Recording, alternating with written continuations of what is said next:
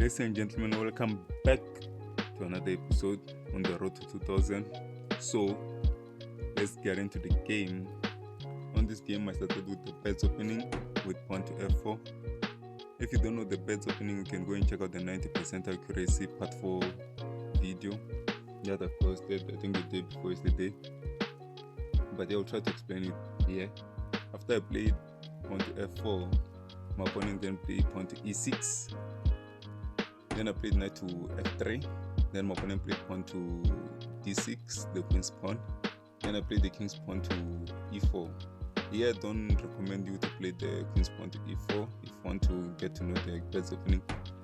I suggest to play pawn to e3, and of course this covers the diagonal for the dark squared bishop. But after playing the pawn to e3, let's take your opponent played knight to f6. You can then play pawn to b3, opening up your dark squared bishop. So that's what I suggest when you're playing the bets opening. But then I played pawn to e4. After that, my opponent then played pawn to h6, and then played pawn to d4.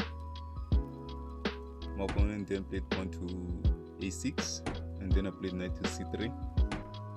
After my opponent played queen to e7, then I played pawn to e5, looking for the pawn exchange because my opponent doesn't want to occupy their center, so I had to go for the pawn exchange. Then my opponent ignored the pawn exchange and played pawn to d5. Then I played bishop to d3. The computer liked it if I played bishop to e2. Of course, I played the bishop trying to castle the king side. Then after my opponent played knight to d7, then I castled the king side. Then when I played queen to the original square to d8, then I played pawn to f5, looking for another pawn exchange. Then my opponent made the blunder because this gives me a big advantage. The best move for my opponent was to take back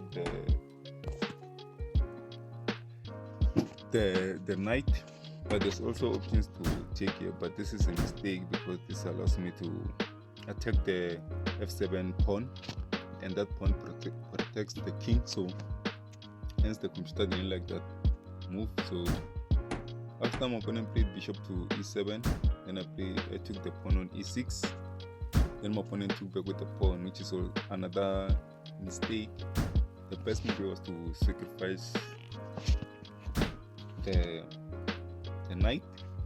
Then after I take back with the knight, my opponent will take the pawn on e6, and this also protects the f7 square. I'm still at an advantage, but not protecting that pawn gives me more advantage, which my opponent didn't protect that pawn. So after I took the pawn on e6, my opponent then took the pawn with the f7 pawn. Then I played bishop to g6 with a check. Now the king is in danger, the king has to move. There's no other piece that can protect the king, so the king is forced to move. Hence I said that not moving that pawn and also protecting the f7 pawn was the priority, but that's why sacrificing the knight was there. So after my opponent played king to f8 and then played knight to g5 with the discovered check, now my opponent has to cover the king because now it's kind of a forced move to protect the king. Then my opponent chose the knight on the g square to protect the king. Then I took back with the pawn. Then my opponent took back with the knight, which is the best move. Then I played knight to f7 with a fork, and I won the rook. Then my opponent played king to g8. Then I played knight to f7 because my knight was in danger. Then my opponent played pawn to c6. Then I played knight to h6, taking the pawn on the h6 square. And then my opponent took back with the pawn. Then I took back with the bishop. Hence I sacrificed my knight. I wanted to gain this advantage by these two bishops. I know the king is vulnerable right now, so attacking it will lead me to a checkmate. So after my opponent played queen to c7, then I took the the knight with the rook. There are other alternatives that I could have played there, like playing bishop to f7 with the check. Of course, the king cannot take because there's queen to the h5 with the check, and of course the knight cannot take the queen because it's pinned to the king.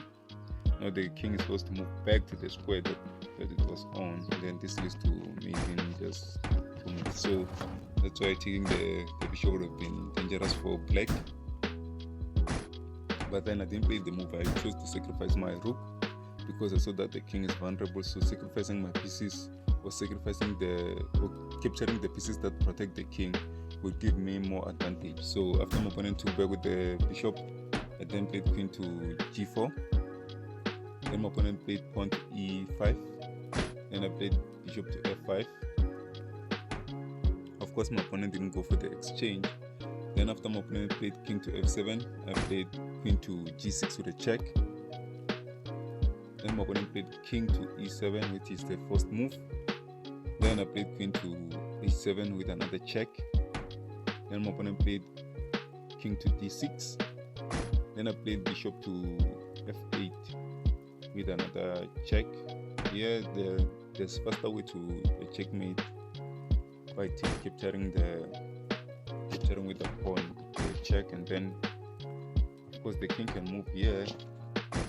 If the king captures, this leads to a longer checkmate, but if the king moves, this leads to a faster checkmate. So if the king is captured, I was going to play rook to e1 with the check, and then you see what I mean. So